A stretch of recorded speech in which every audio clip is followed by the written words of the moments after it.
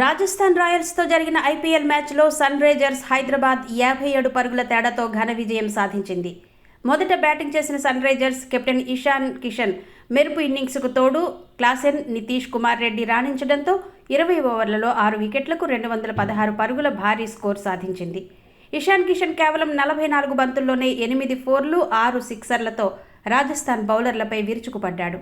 అనంతరం 217 పరుగుల భారీ లక్ష్యంతో బరిలోకి దిగిన రాజస్థాన్ రాయల్స్ సన్ రైజర్స్ కుర్రాళ్ల ధాటికి విలవిలలాడింది. అరంగేట్ర పేసర్ ప్రఫుల్ల హింగే చరిత్ర సృష్టిస్తూ తన తొలి ఓవర్లోనే 3 వికెట్లు పడగొట్టి రాజస్థాన్ను కోలుకోలేని దెబ్బతీశాడు.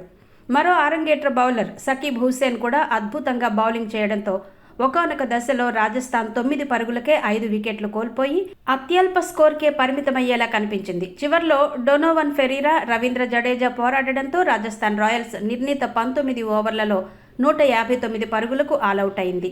ప్రఫుల్ హింగే, సకీబ్ హుస్సేన్ చెరో 4 వికెట్లతో చెలరేగి సన్ రైజర్స్కు చిరస్మరణీయ విజయాన్ని అందించారు.